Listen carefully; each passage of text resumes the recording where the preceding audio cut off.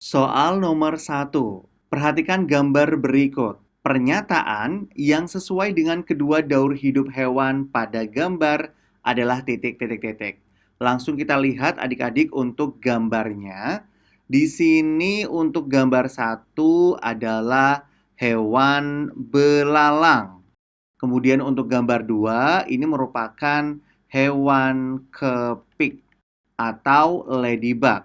Nah, untuk nama lain dari daur hidup itu adalah metamorfosis. Nah, pada belalang kita lihat adik-adik untuk gambarnya, belalang tidak mengalami fase yang bernama pupa, ya. Nama lain pupa itu adalah kepompong. Nah, jadi untuk hewan yang tidak mengalami pupa atau kepompong, dia akan bermetamorfosis secara tidak sempurna. Ini harus diingat ya adik-adik. Kemudian kita lihat untuk gambar 2. Di sini adalah metamorfosis atau daur hidup kepik. Pertama dari telur, kemudian larva, dan yang ketiga adalah pupa atau kepompong. Nah, karena kepik mengalami fase pupa atau kepompong, maka kepik bermetamorfosis secara sempurna. Nah, untuk pernyataan yang sesuai itu jawabannya ada di pilihan A. Hewan pada gambar 1 tidak mengalami fase pupa. Soal nomor 2, perhatikan rantai makanan berikut. Pertanyaannya, peran ular dan jamur pada rantai makanan tersebut secara berurutan adalah titik, titik, titik. Sebelum Kak Evan menjawab soal ini, Kak Evan akan menjelaskan untuk peran makhluk hidup yang berada pada rantai makanan di soal nomor 2. Kita mulai dari rumput terlebih dahulu. Rumput ini berperan sebagai produsen.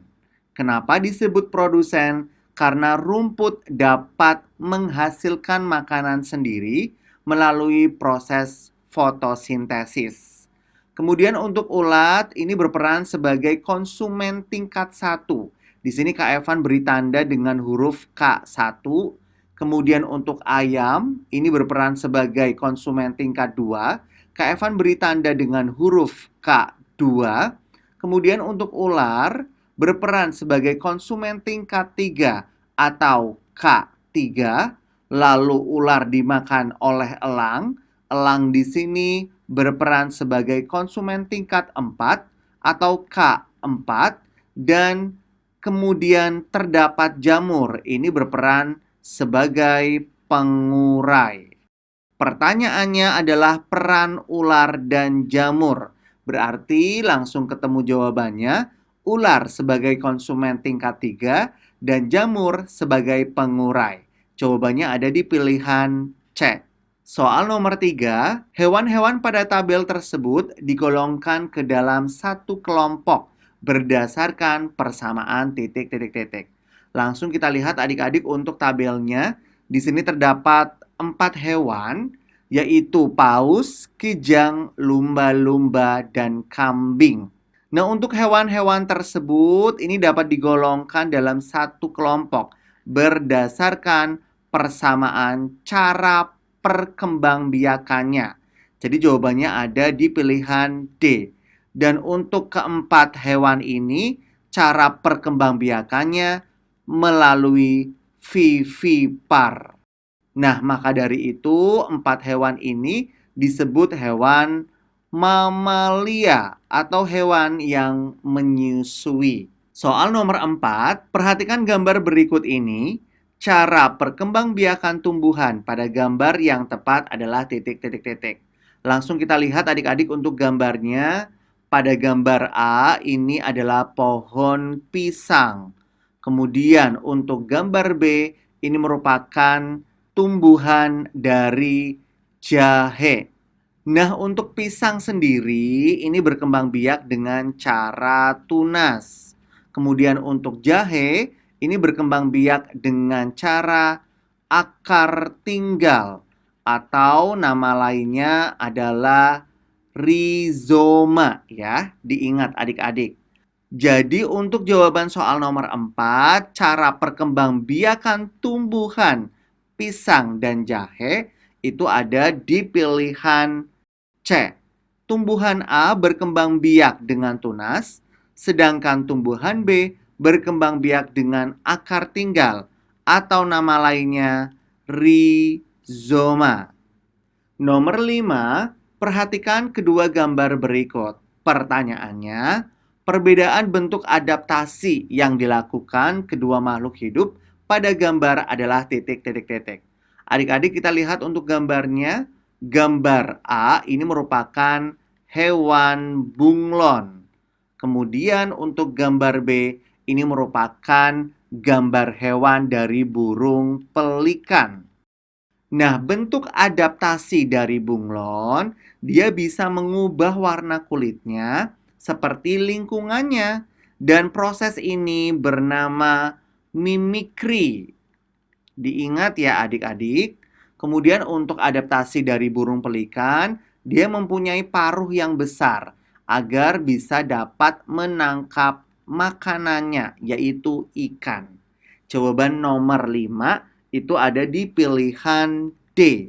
Hewan A mengubah warna kulitnya untuk bersembunyi dari musuh, sedangkan hewan B memiliki paruh yang besar untuk menangkap ikan. Soal nomor 6, pasangan yang tepat antara tumbuhan dan cara adaptasinya adalah titik. Nah, langsung saja adik-adik kita lihat untuk gambarnya. Di sini Kak Evan beri nama terlebih dahulu ya untuk masing-masing gambarnya. Gambar nomor 1 ini adalah gambar dari tanaman bernama bakau. Kemudian untuk gambar nomor 2, ini adalah gambar dari tanaman eceng gondok. Kemudian untuk gambar nomor 3, ini adalah gambar dari tumbuhan damar. Kemudian nomor 4, ini adalah gambar dari tumbuhan yang bernama Venus flytrap. Nah, untuk cara adaptasinya kita lihat adik-adik. Pada adaptasi A, yaitu memiliki batang yang menggembung. Adaptasi ini seharusnya dimiliki oleh eceng gondok. Berarti untuk pasangan yang tepatnya ini 2A.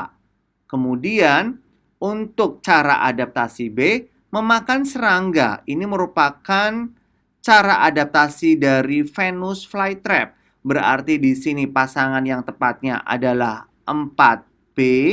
Kemudian adaptasi C, mengeluarkan getah. Ini sudah benar milik dari pohon damar. Berarti di sini 3C. Dan untuk pasangan nomor 1, pohon bakau, cara adaptasinya adalah memiliki akar nafas. Berarti 1D. Nah, jawaban nomor 6 ada di pilihan A, 1D, 2A, 3C, 4B. Soal nomor 7, Tanaman Nasional Waikambas merupakan kawasan konservasi untuk melindungi titik. Perlu diketahui adik-adik, Taman Nasional Waikambas ini terdapat di Provinsi Lampung. Dan kawasan konservasi ini untuk melindungi hewan gajah Sumatera. Jawabannya ada di pilihan D. Dan untuk pilihan A, badak bercula 1, ini kawasan konservasinya bernama Ujung Kulon. Diingat ya adik-adik. Soal nomor 8, berikut yang termasuk kawasan pelestarian tumbuhan secara ex situ adalah titik. Nah, sebelum Kak Evan menjawab soal ini, Kak Evan akan menjelaskan tentang apa sih pelestarian tumbuhan secara ex situ. Nah, adik-adik, jadi untuk pelestarian tumbuhan secara ex situ adalah pelestarian tumbuhan atau hewan langka dengan mengambil dari habitat aslinya dan ditempatkan ke perlindungan buatan manusia. Nah, untuk pilihan A sampai pilihan D yang merupakan kawasan yang dibentuk oleh manusia atau yang dibuat manusia itu ada di pilihan B, yaitu kebun botani. Soal nomor 9, perhatikan gambar berikut. Percobaan pada gambar menunjukkan bahwa bunyi memiliki sifat yaitu titik, titik, titik. Nah, di sini terdapat gambar anak sedang bersuara. Nah, suara itu kemudian menabrak dinding dan dipantulkan. Jadi, untuk jawabannya ada di pilihan A, dapat dipantulkan. Soal nomor 10, berikut urutan sistem pencernaan pada manusia yang tepat adalah titik, titik, titik. Nah, adik-adik, untuk sistem pencernaan manusia, ini diingat ya. Yang pertama adalah mulut, kemudian kerongkongan, lambung, usus halus, usus besar, dan anus. Jawabannya ada di pilihan D.